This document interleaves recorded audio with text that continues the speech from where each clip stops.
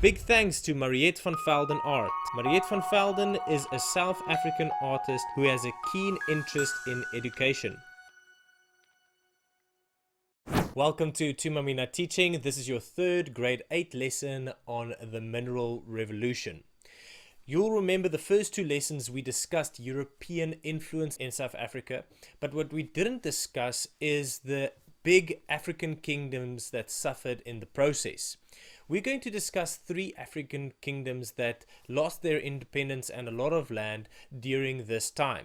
But before we discuss these African kingdoms, let's zoom out and look at the world and look at the era of that time. At the end of the 1700s, Europe specifically went into the age of imperialism. I would like to show you this short video just indicating how much land European countries, especially Western European countries, took over in this time.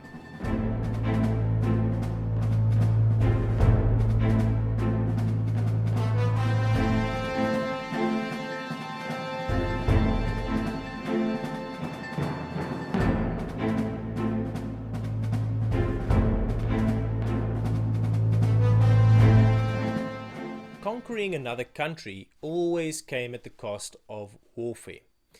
How did European countries manage to take over so much land, and how were they so successful? It really boils down to weapon technology. If you think about it, if you compare guns against bow and arrows or cannons versus swords, you can't compare the two.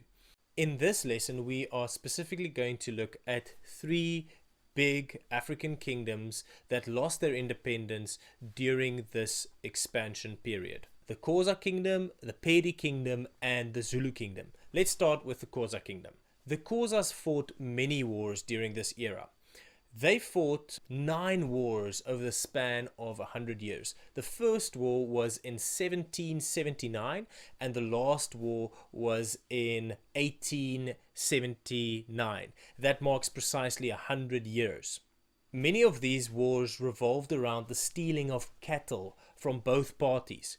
Now, if you look at where the Xhosa Kingdom was, you'll see that it was just next to the Cape Colony. And that border caused a lot of tension between the two people groups. That is why it is also known as the Border Wars. The last war of these 9 wars in 1879 marks the end of Xhosa independence in South Africa. Let's look at where most Xhosa people stay currently in South Africa. The next African kingdom that we are going to look at is the Pedi Kingdom. The Pedi Kingdom is located in Sekhukhune land. Sekhukhune land is found in the northeastern part of the Old Transvaal or the ZAR.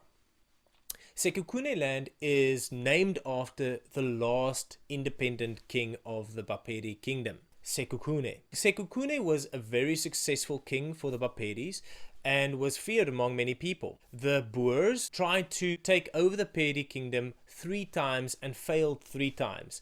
And after that, the British tried to take over the Pedi Kingdom and fought 3 battles against them. 3 times they failed, and the 4th time only they succeeded with the help of 10,000 Swazis as allies. After this battle, Sekhukhune was jailed in Pretoria.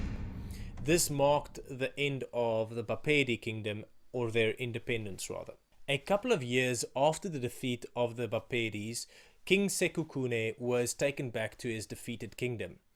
He was then murdered by his half-brother, who claimed to be the lawful king of the kingdom. I would like to share what the London Times wrote in response to his murder.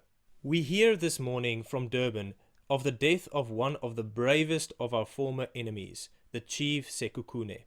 The news carries us back to the time when the name Sekhukhune was the name of dread, first to the Dutch and then to the English colonialists of Transvaal and Natal.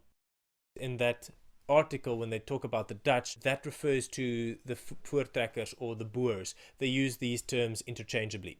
Let's look at where the Pedi Kingdom is today.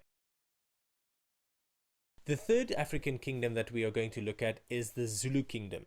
The Zulu Kingdom was very well known, even beyond the borders of South Africa. People like Shaka Zulu, who made name for himself with his military conquests and vast army. Britain wanted to take control over Zululand, and they invaded Zululand in 1879. They thought it's going to be a quick and decisive battle, but they were wrong. The first major clash between the British and the Zulus was at the Battle of Isandlwana, which was a major victory for the Zulus.